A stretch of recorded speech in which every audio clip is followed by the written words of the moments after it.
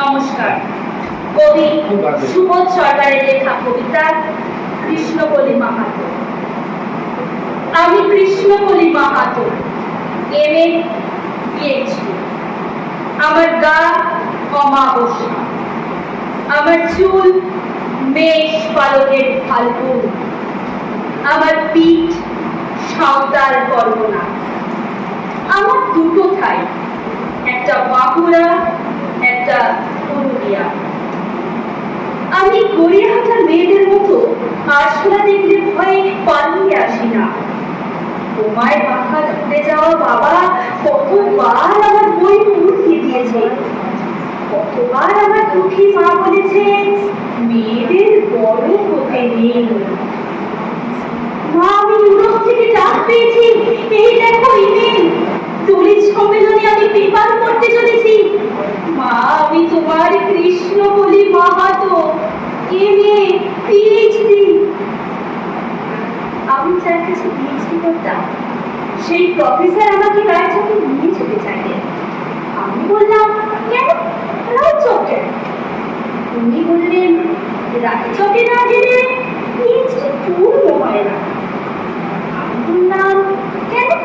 আমি আপনার ফ্ল্যাটে যেতে পারি। উনি আটকে এসে বললেন, না না, আমার পারি না। আমার পিএইচডি 1 বছর পিছিয়ে গেল। আমি ফোন করলাম, স্যার আমি রায়চকে যাব। হোটেলের ঘরে তিনি আমার মুখোচ্ছমণিপুরে হাত দিলেন, আমার সাঁওতাল পরগনার বুক খুলে ফেললেন। হা হয়ে দেখতে থাকলেন আমার বাঁকুড়া, আমার পুরুলিয়া। আমার দুই অগ্নিগোলকের কাছে মুখ নিয়ে এলেন।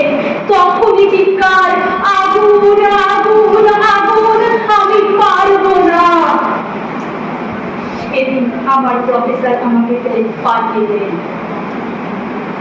আমি কৃষ্ণকলি মাহাতো, এমএ পিএইচডি।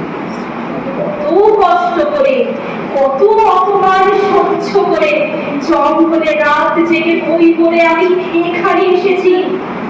কেউ আমাকে জায়গা ছেড়ে দেয়নি, কেউ কাউকে জায়গা ছেড়ে দেয় না, না পুরুলিয়ায়, না কলকাতা। মা, আমি চেকিং করে ভেতরে এলাম।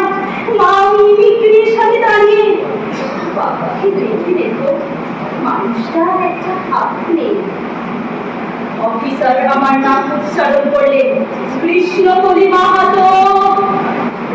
আমি বিমানের সিঁড়ি দিয়ে উঠছিলাম। বিমান সিঁড়িটা আমাকে ম্যাডাম বললো, আমাকে আমার নাম্বারে নিয়ে গিয়ে বসালো। সিটি বেল্ট বেঁধে ফেললাম। মেয়ের রান্নে করে দৌড়তে শুরু করেছে। দৌড় দৌড় দৌড়, কি গতি, কি তেজ, কি আওয়াজ! বিমান রান্নে করে দৌড়চ্ছে না, দৌড়চ্ছি আমি আমি আমি। আমি কৃষ্ণকলি মাহাতো, এমএ পিএইচডি। আমি কৃষ্ণকলি মাহাতো।